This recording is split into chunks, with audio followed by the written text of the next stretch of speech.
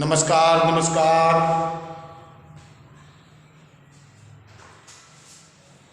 नमस्कार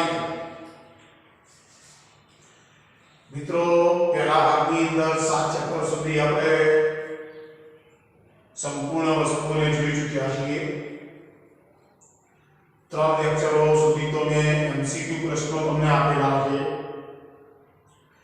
થિયરી ની પીડીએફ ફાઇલો પણ મેં તમને મોકલી દીધી છે અને આશા રાખું કે મિત્રો આ અઠવાડિયાની અંદર તમે સાથે 7 ચેપ્ટરો તૈયાર કરી લો। થિયરી, ઉદાહરણના દાખલા, સ્વાધ્યાયના દાખલા અને મેં આપેલા એમસીક્યુઝ। તો મિત્રો આજે આપણે નવું ચેપ્ટર તૈયાર કરવા જઈ રહ્યા છીએ।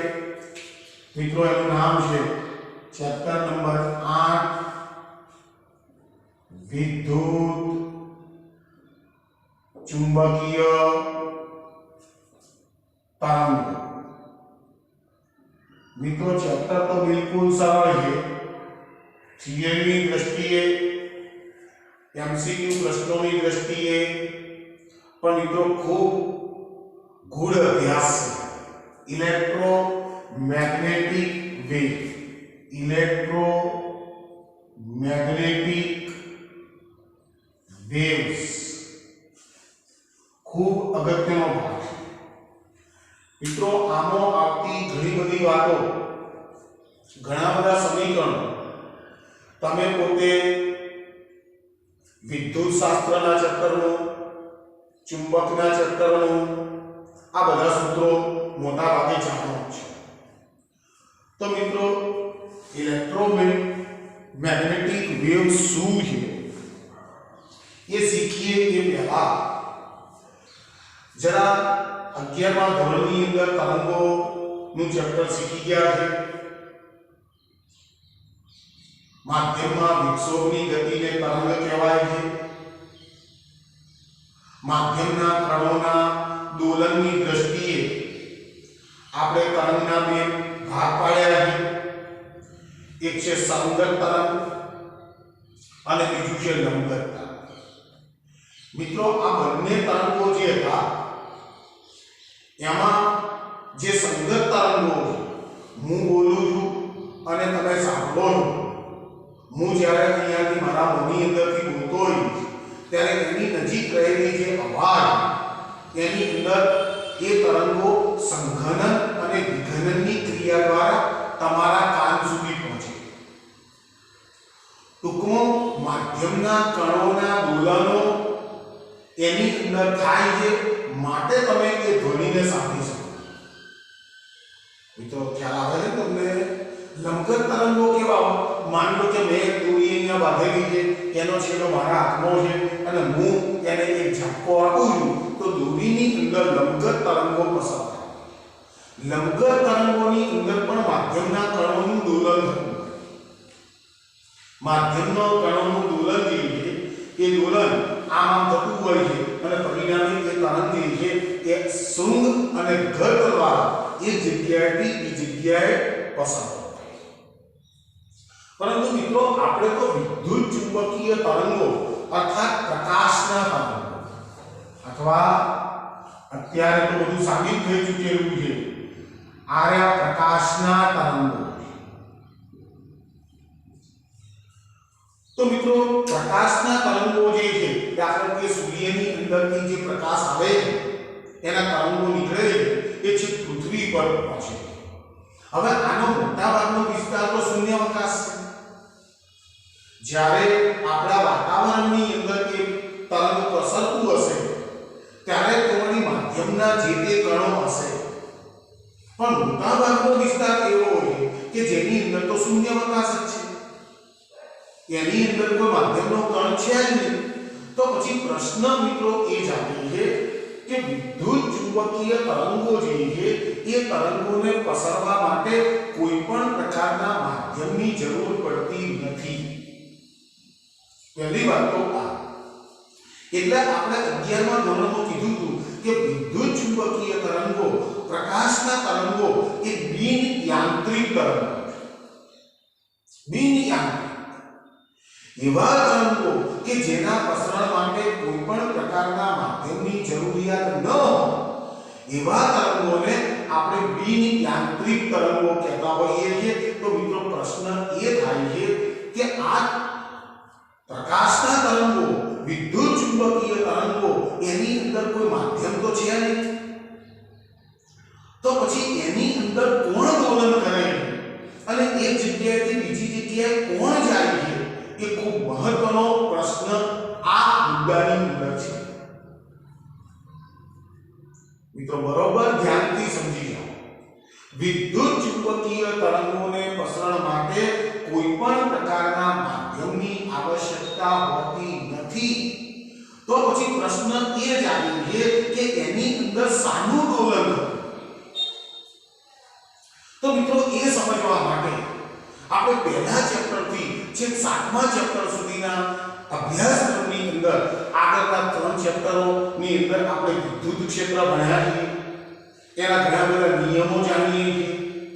ચોથા ચેપ્ટરની અંદરથી આપણે ચુંબકીય ક્ષેત્ર જાણીએ છીએ, એની લાક્ષણિકતા જાણીએ છીએ, ચુંબકને પોતાને જાણીએ છીએ। તો મિત્રો એ પહેલા આપણે નિયમો વ્યવસ્થિત સમજી લઈએ।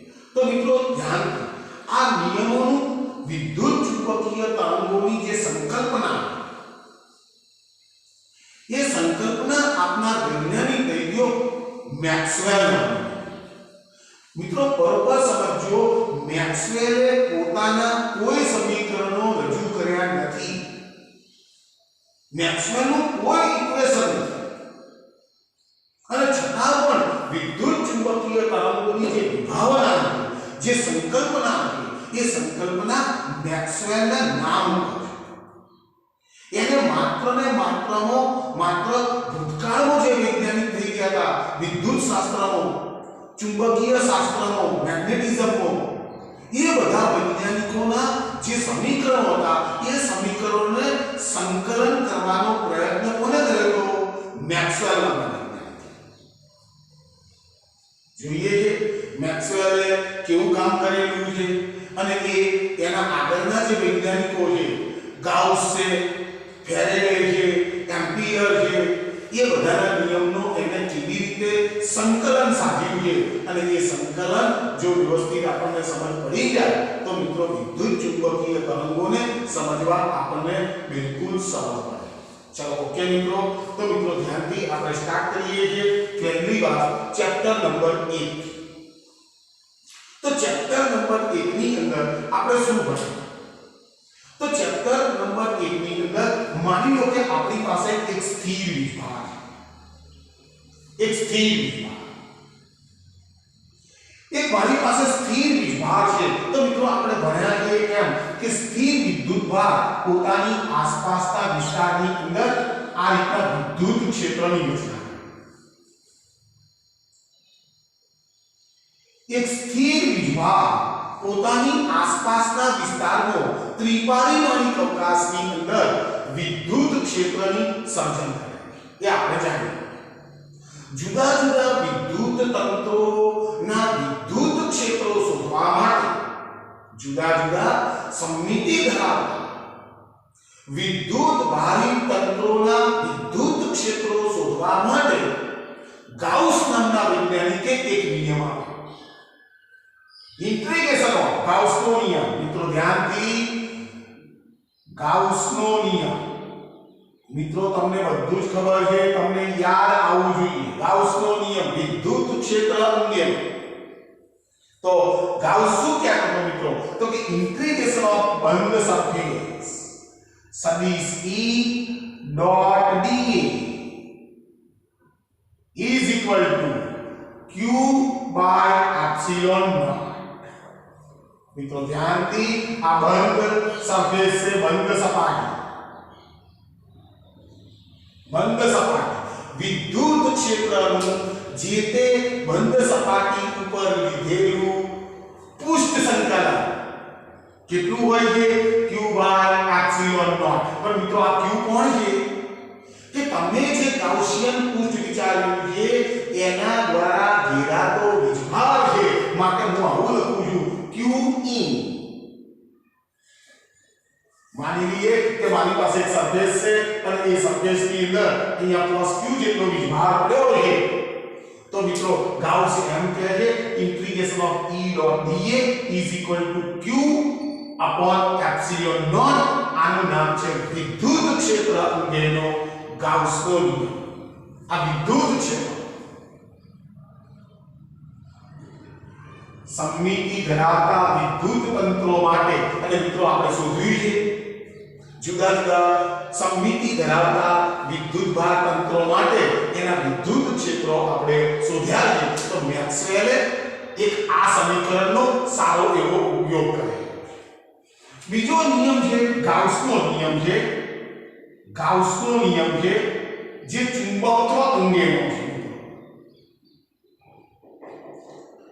चुंबकत्व अंगे મિત્રો ધ્યાનથી ઇન્ટિગ્રેશન ઓફ બંધ પૃષ્ઠ B dot dA is equal two 0 મિત્રો ધ્યાનથી ગાઉસનો ચુંબકત્વ અંગેનો નિયમ છે આ પણ બંધ સપાટી જો ચુંબકીય ક્ષેત્રનું કોઈ બંધ સપાટી પર પૃષ્ઠ સંકલન લેવામાં આવે તો એ સંકલનની કિંમત હંમેશા 0 મિત્રો બરોબર ધ્યાનથી સાંભળો કે જે ગાઉસનો નિયમ આપ્યો છે આ વિદ્યુત ક્ષેત્રનું પૃષ્ઠ સંકલન છે શું આપશે આપણને વિદ્યુત ફ્લક્સ આપશે તો મિત્રો ધ્યાનથી હું અહીંયા લખું છું E = phi પણ E લખું વિદ્યુત ફ્લક્સ આપશે અને એ જ પ્રમાણે અહીંયા લખું છું r phi મિત્રો આપણે વિદ્યુત ક્ષેત્ર અને ચુંબકીય ક્ષેત્રની લાક્ષણિકતાઓ જાણીએ કે ઘન વિદ્યુત ભારમાંથી વિદ્યુત ક્ષેત્ર રેખાઓ બહાર નીકળે કેન્દ્રવર્તી ત્રિજ્યાવર્તી બહાર નીકળતી દિશામાં હોય ઋણ વીજભારની વિદ્યુત ક્ષેત્ર રેખાઓ કેન્દ્રવર્તી ત્રિજ્યાવર્તી અંદર તરફ જતી હોય મિત્રો બરોબર ધ્યાનથી સમજજો વિદ્યુત ભારનું એવું કોઈ તંત્ર શક્ય નથી કે જેની અંદર વિદ્યુત ક્ષેત્ર રેખાઓ બંધ ગાળા છે આ તમે જાણો એવું કોઈ વિદ્યુત તંત્ર શક્ય નથી કે જેની અંદર એની વિદ્યુત ક્ષેત્ર રેખાઓ બંધ ગાળા છે જ્યારે આ મેગ્નેટિક ચુંબકત્વ અંગેનો નિયમ મિત્રો ધ્યાન માની લઈએ કે આપણી પાસે એક મેગ્નેટ છે માની લો કે એક મેગ્નેટ છે અને એ મેગ્નેટની આજુબાજુ હું માની લો કે એક બંધ પૃષ્ઠ છે એની આજુબાજુ હું એક બંધ પૃષ્ઠ છે તો મિત્રો આની અંદરથી ચુંબકીય ક્ષેત્ર રેખાઓ બહાર નીકળતી હશે નોર્થ પોલની અંદરથી ચુંબકીય ક્ષેત્ર રેખાઓ બધી બહાર નીકળે અને બહાર નીકળતું ફ્લક્સ મિત્રો આપણે ધન કહીએ આની ફ્લક્સ ધન હશે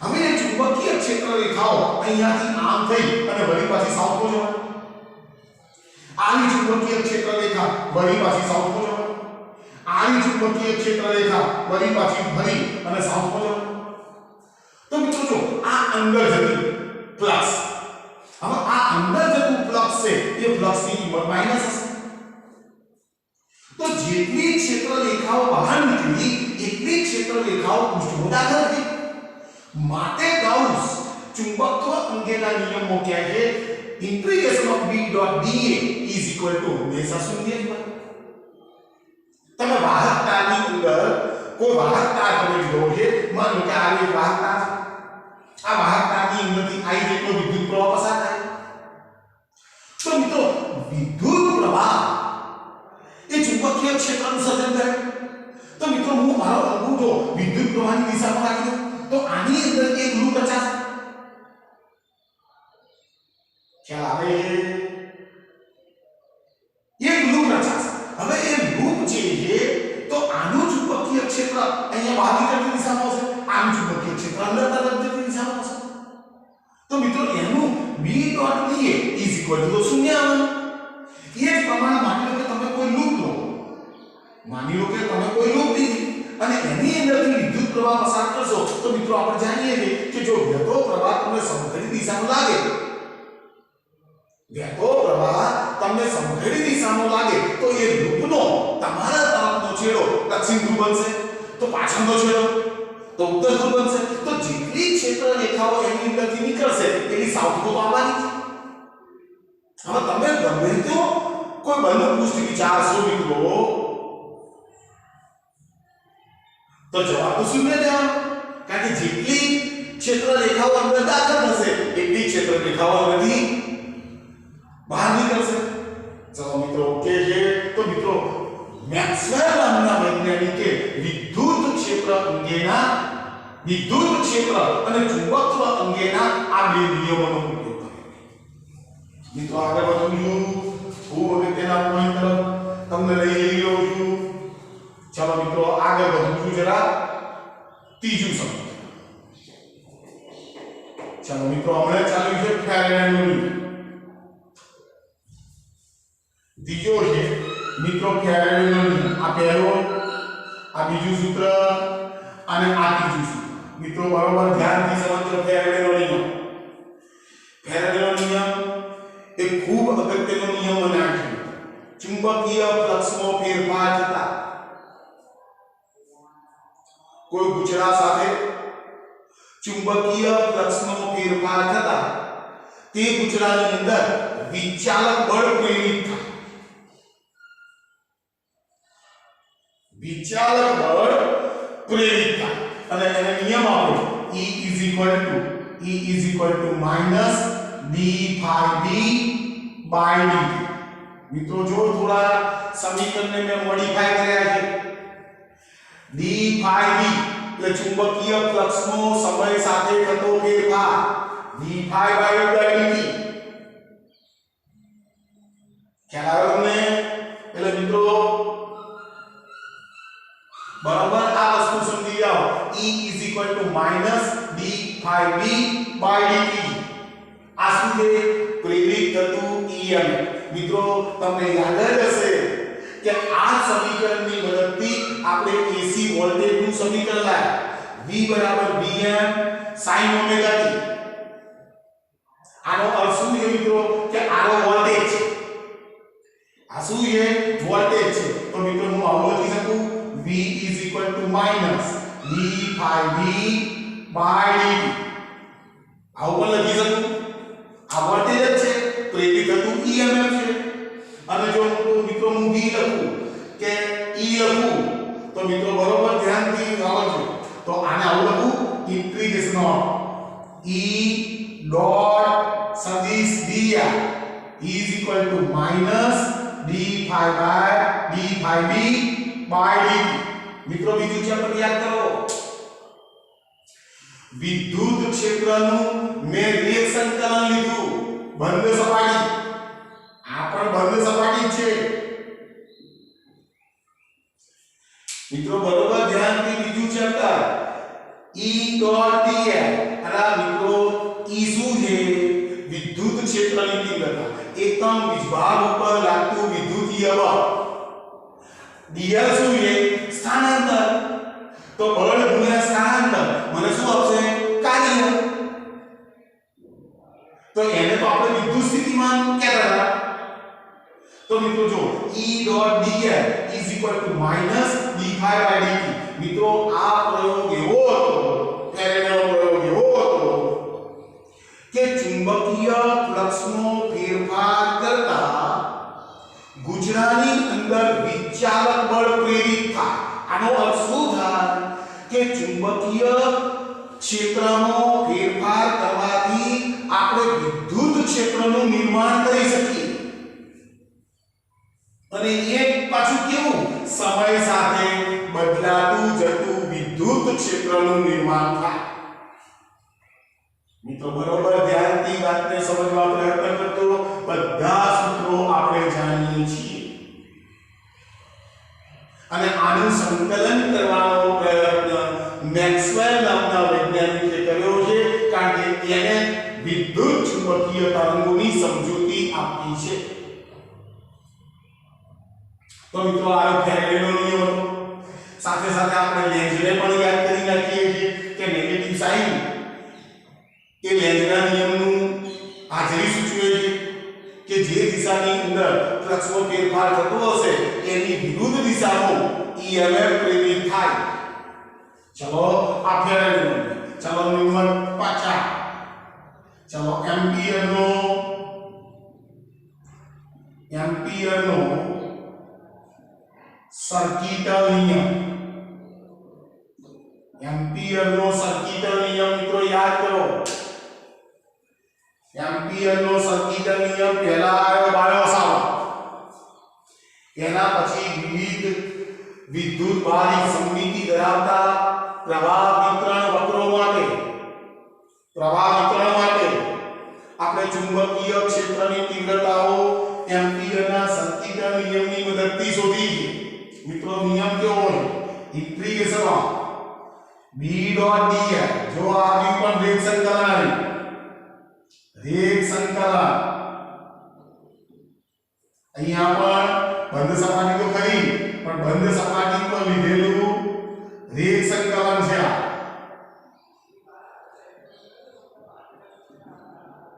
रेख संकलन मित्रों याद करो integration of B dot dl is equal to mu naught into IC अथवा तो I in summation of I is equal to mu naught into I मित्रों જ્યારે આ બધા સમીકરણોની હવે હું થોડી ટીપો વાત કરવા જઈ રહ્યો છું મિત્રો આ ચારે ચાર સમીકરણો જે છે એ સમીકરણોની અંદર મિત્રો જો બે વિદ્યુત ક્ષેત્ર અંગેના નિયમો અને બે ચુંબકીય ક્ષેત્ર અંગેના નિયમો આ બધા સમીકરણોને મેક્સવેલ જ્યારે સંકલિત કરતો હતો ત્યારે એ વખતે મિત્રો વિદ્યુત ચુંબક કારણ કે એને એક જ વિચાર આવતો કયો વિચાર હતો મિત્રો બરોબર ધ્યાન આપજો જો ચુંબકીય ફ્લક્સનો ફેરફાર કરતા વિચાલક બળ પ્રેરિત થાય અર્થાત વિદ્યુત ક્ષેત્રનું જો નિર્માણ થતું હોય તો એનો અર્થ એ થાય કે સમય સાથે બદલાતું જતું વિદ્યુત ક્ષેત્ર પણ ચુંબકીય ક્ષેત્રનું નિર્માણ કરે વિચાર આવો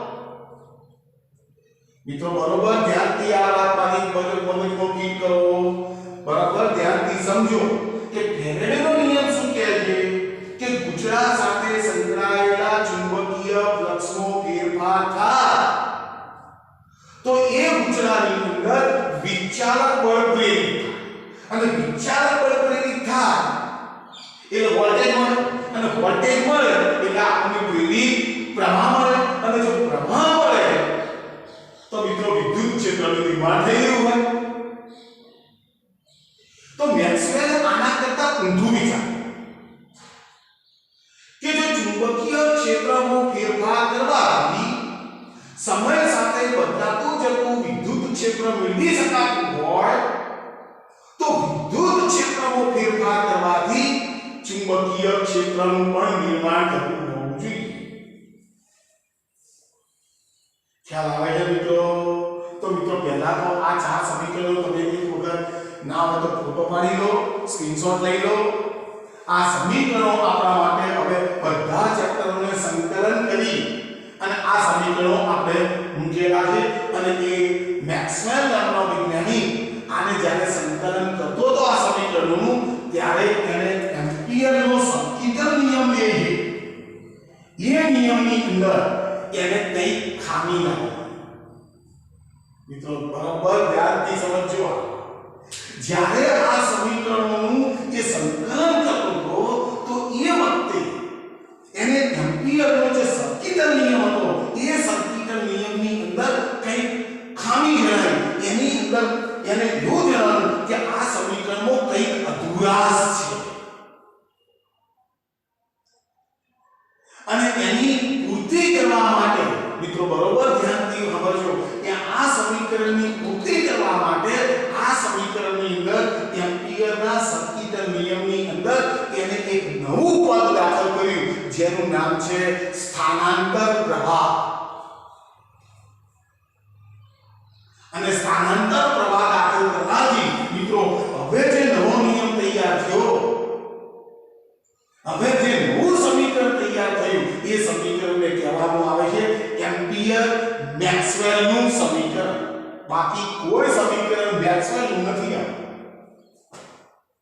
આ સમીકરણો બધા તમે જાણો જ છો। તો મિત્રો એ સ્થાનાંતર પ્રવાહનો કોન્સેપ્ટ કેવો હતો, એ સ્થાનાંતર પ્રવાહ ક્યારે મળે છે, કેવી રીતે મળે છે, એ વસ્તુને ખૂબ સારી રીતે સમજવા માટે સમજાવવાનો પ્રયત્ન કરું છું। તો મિત્રો બરોબર ધ્યાનથી સમજવાનો પ્રયત્ન કરજો। આ એમ્પીયર સર્કિટનો નિયમ છે। चलो मित्रों बिल्कुल सरल है, पण कंटेंट आ खूब ऊंचा प्रकारનું कंटेंट છે। चलो मानी लीजिए कि मारी પાસે कैपेसिटर है। आ कैपेसिटर ની એક પ્લેટ છે, आ मानी लो कि कैपेसिटर ની બીજી પ્લેટ છે। બે સમાંતર પ્લેટો એક જ સાઈઝની એકબીજાને સમાંતર રાખેલી। आ બે પ્લેટ સમાંતર પ્લેટ कैपेसिटर, आ प्लेट ने અહીંયાથી એક વિદ્યુત કોષ સાથે જોડેલી છે, અહીંયા એક કણ જોડેલી છે, અને આ પ્લેટને આના નેગેટિવ સાથે જોડેલી છે, આ પોઝિટિવ નેગેટિવ। મિત્રો બરોબર હવે સમજવાનો પ્રયત્ન કરજો। આ કેપેસિટરની બે પ્લેટો છે, જે લંબચોરસ, ચોરસ, વર્તુળાકાર ગમે તે પ્રકારની હોઈ શકે। હવે મિત્રો ધ્યાન, હું જેવી આની સ્વિચ પાડી, આ સ્વિચ જેવી પાડી એટલે મિત્રો જો અહીં ગાડી નેગેટિવ પોટેન્શિયલ આપેલો છે, આ બાજુ પોઝિટિવ પોટેન્શિયલ આપેલો છે, એટલે બહુ સ્પષ્ટ વાત છે કે અહીંયાથી ઇલેક્ટ્રોન જે છે એ ઇલેક્ટ્રોન બધા ધીમે ધીમે ખેંચાય, એવું થાય।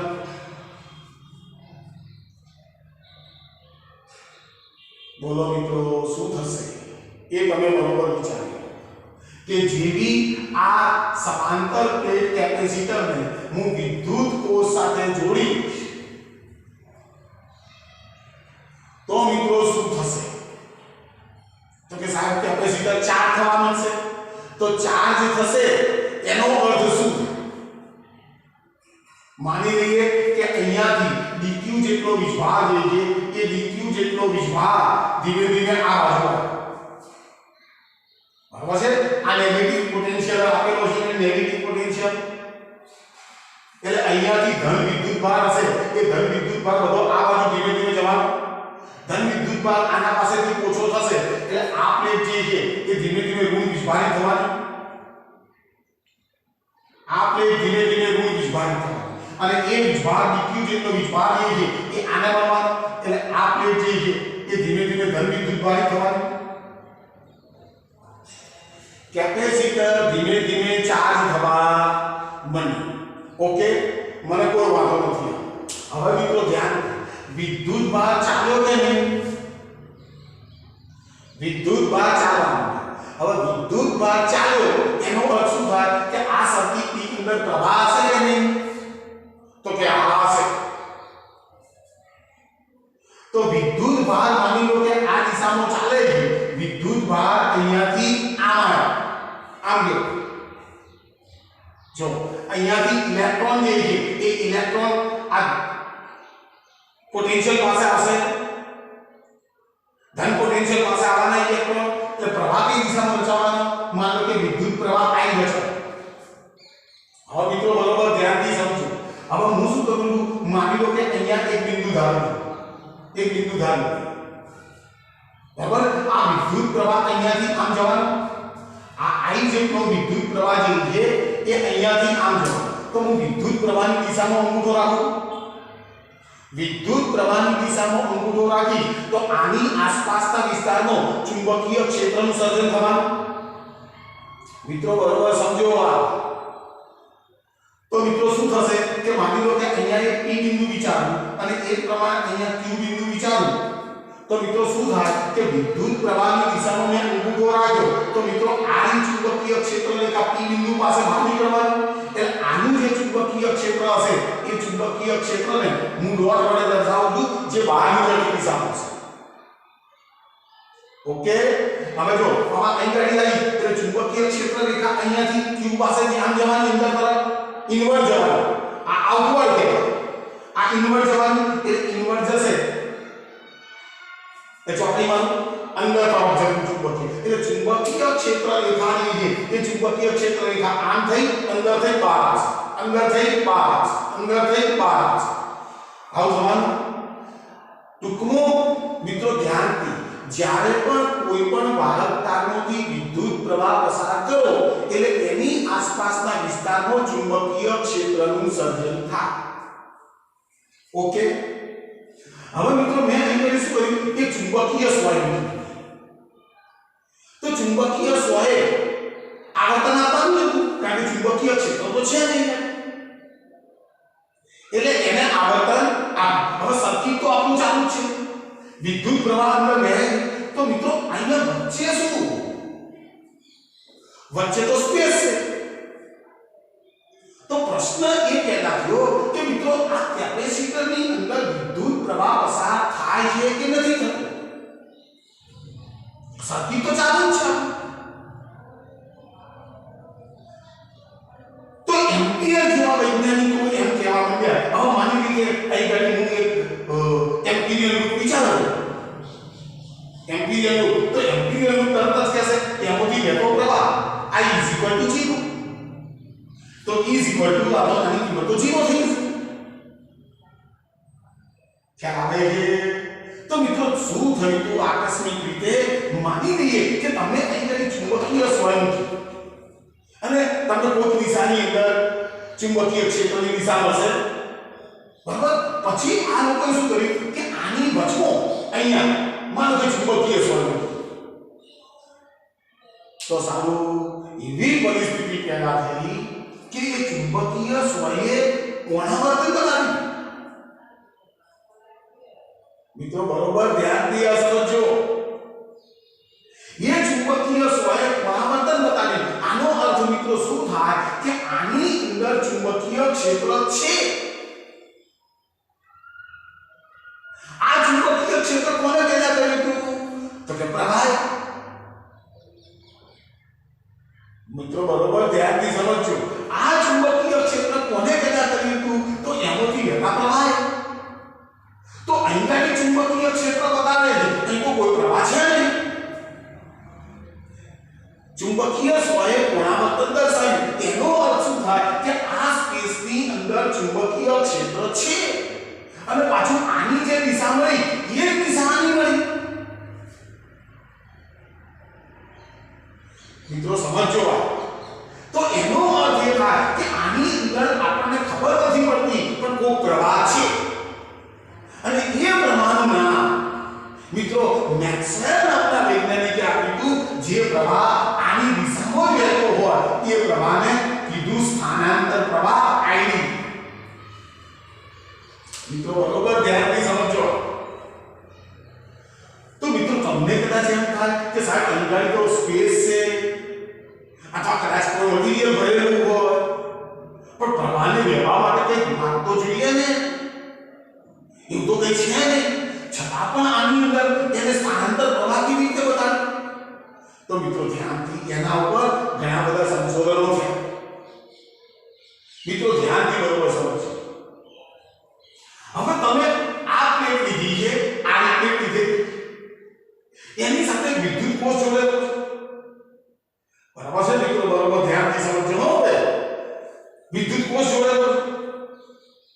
હવે આની ઉપરથી વિદ્યુત ભાર ધીમે ધીમે આ પ્લેટ ઉપર, આની ઉપરથી ધીમે ધીમે આ પ્લેટ ઉપર એટલે એક ધન એક અહીં ગાડી ઋણ થયો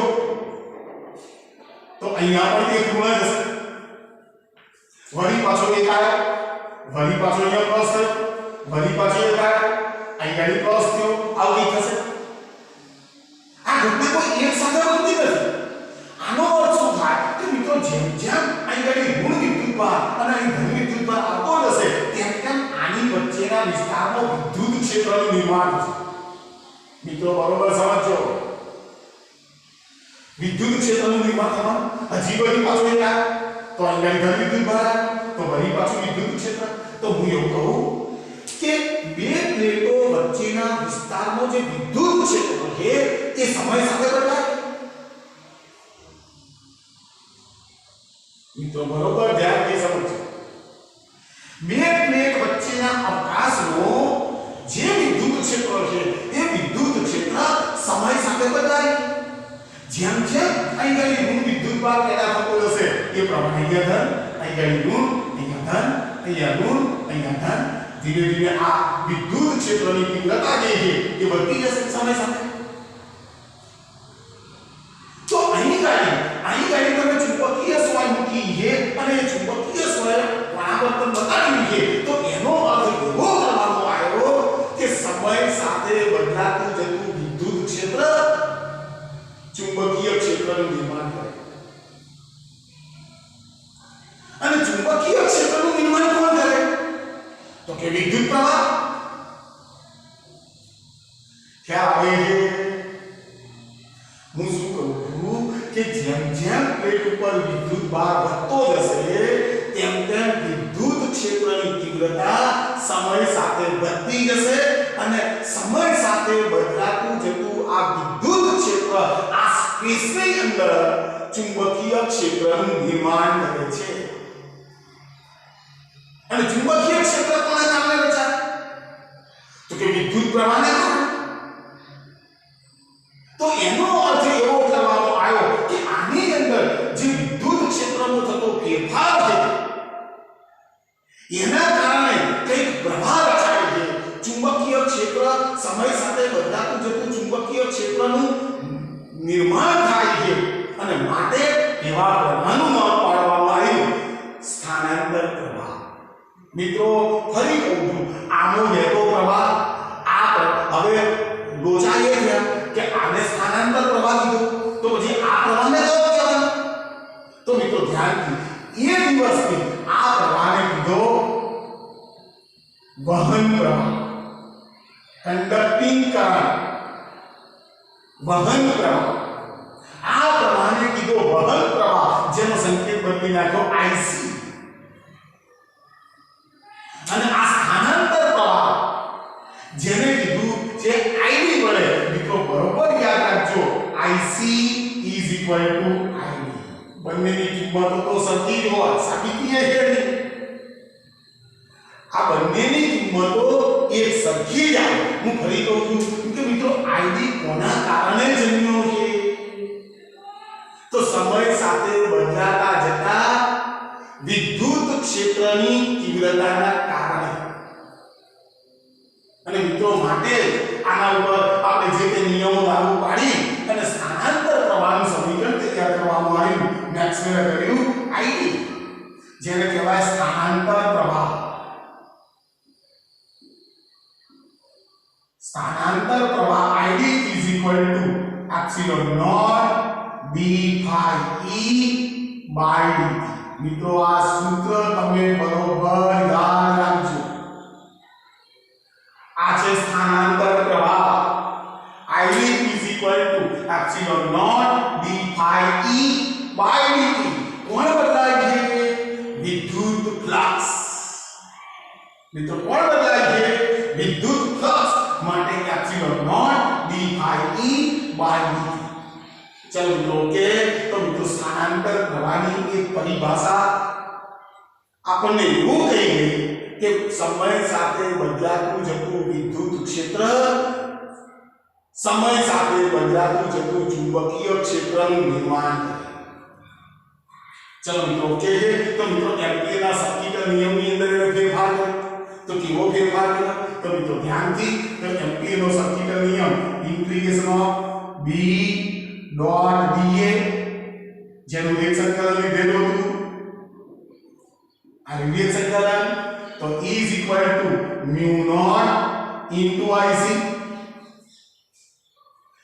કંડક્ટિંગ પ્રવાહ લીધો અને વહન પ્રવાહ અને વત્તા અહીં ગાડી મૂકી લીધું μ0 ઇન્ટુ ID. બેનો સરવાળો કરી નાખ્યો. તમને કદાચ એમ થશે કે સાહેબ સરવાળો કરવાથી તો આ તો ડબલ થઈ જાય. ના, એવું નથી. જો અહીં ગાડી સ્થાનાંતર પ્રવાહના એટલે અહીં ગાડી ID = 0 હશે, અહીં ગાડી IC = 0 હશે.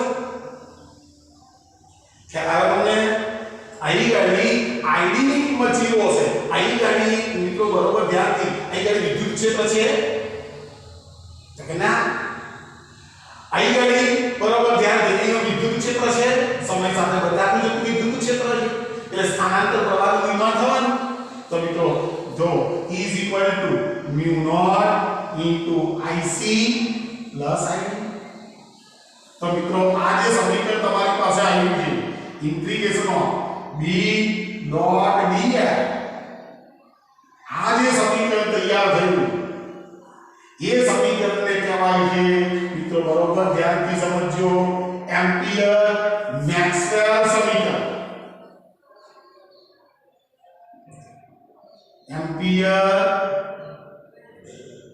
મેક્સવેલ સમીકરણ. આ એમ્પિયર મેક્સવેલ સમીકરણ આ સ્થાનાંતર પ્રવાહનું સમીકરણ છે મિત્રો બરોબર ધ્યાનથી સમજજો. કેટલાક પુસ્તકમાં હવે લખેલું integration of B dot dl is equal to mu naught into જોજો મિત્રો IC plus epsilon naught into d phi E by dt. આવું પણ લખેલું. તો મિત્રો સમીકરણો ખૂબ અગત્યના છે. વારંવાર જે કે પરીક્ષાની અંદર MCQ પ્રશ્નની અંદર પણ આ સમીકરણો બધા પૂછી ચૂકેલા છે. એટલા અગત્યના છે. પણ મિત્રો બરોબર ધ્યાનથી સાંભળજો. આ સ્થાનાંતર પ્રવાહ એ વહન પ્રવાહ જેવો નથી. છતાં પણ એ બંનેનું મૂલ્ય સરખું. એ વિદ્યુત ક્ષેત્ર સમય સાથે બદલાતું હોવાના કારણે જે પ્રવાહનું નિર્માણ થયું છે એ પ્રવાહ બાકી કોઈ પ્રવાહ જેવું અંદર હોતું નથી. આ બરોબર સમજી લો. તો મિત્રો આના સમીકરણો પણ પૂરો કરી લો, પછી હું આગળ વધું છું. મિત્રો એક વસ્તુ સ્પષ્ટ થઈ ગઈ કે બદલાતું જતું ચુંબકીય ક્ષેત્ર અને બદલાતું જતું વિદ્યુત ક્ષેત્ર સમય સાથે બદલાતું જતું વિદ્યુત ક્ષેત્ર અને સમય સાથે બદલાતું જતું ચુંબકીય ક્ષેત્ર વિદ્યુત ચુંબકીય તરંગોના નિર્માણમાં ખૂબ અગત્યનો ભાગ ભજવે છે. એટલે મિત્રો આ ટોપિકનો એક જ આ પોઈન્ટ પકડવા જેવો છે કે દોલન કરતો વીજભાર. મિત્રો એક બીજી વાત જરા યાદ આવી છે કે કહું મિત્રો ધ્યાનથી કોઈ સ્થિર વીજભાર હોય, જો મિત્રો બરાબર ધ્યાનથી મેં શરૂઆતમાં કીધું કે માની લો કે આપણી પાસે એક સ્થિર વીજભાર છે. સ્થિર વીજભાર તો સ્થિર વિદ્યુતભાર વિદ્યુત ક્ષેત્રનું નિર્માણ કરે. આ વિદ્યુત ક્ષેત્રનું નિર્માણ કરે સ્થિર વીજભાર. હવે મિત્રો માની લઈએ કે મારી પાસે કોઈ વાહક તાર અને એ વાહક તારની અંદર વીજભાર ગતિ કરે. બરાબર સમજો. વાહક તારની અંદર વીજભાર ગતિ કરે પણ મિત્રો ધ્યાનથી માની લો કે નિયમિત વેગથી ગતિ કરે. v જેટલા વેગથી નિયમિત વેગથી કોઈ વાહક તારની અંદર વીજભાર q એ નિયમિત વેગથી ગતિ કરતો હોય તો મિત્રો ધ્યાનથી સમજજો કે એક તો પહેલા તો ચુંબકીય ક્ષેત્રનું નિર્માણ થશે. ચુંબકીય ક્ષેત્ર સર્જાશે, B સર્જાશે. કારણ કે ચુંબકીય ક્ષેત્રનું કારણ કોણ છે? વહેતો પ્રવાહ. એટલે વહેતા પ્રવાહના કારણે ચુંબકીય ક્ષેત્રનું નિર્માણ થશે. પણ મિત્રો વીજભાર તો છે તો I પ્રવાહ I રચશે ચુંબકીય ક્ષેત્ર. પ્રવાહ I રચશે ચુંબકીય ક્ષેત્ર અને વીજભાર તો છે વીજભાર રચશે વિદ્યુત ક્ષેત્ર. અને મિત્રો હવે છેલ્લો મુદ્દો માની લઈએ કે આ જો વીજભાર જે છે વીજભાર q પ્રવેગી ગતિ કરે.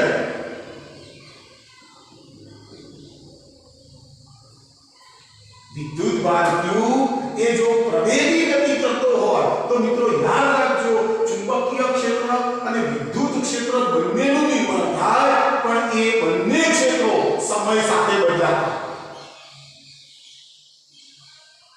મિત્રો બરોબર ધ્યાનથી સમજી લો. આ જો આપેલો વિદ્યુતભાર પ્રવેગી ગતિ કરતો હોય તો વિદ્યુત ક્ષેત્ર અને ચુંબકીય ક્ષેત્રનું બંનેનું નિર્માણ થાય પણ આ બંને ક્ષેત્રો સમય સાથે બદલાય. અને મિત્રો આપણે ભૂતકાળના 7મા ચેપ્ટરમાં LC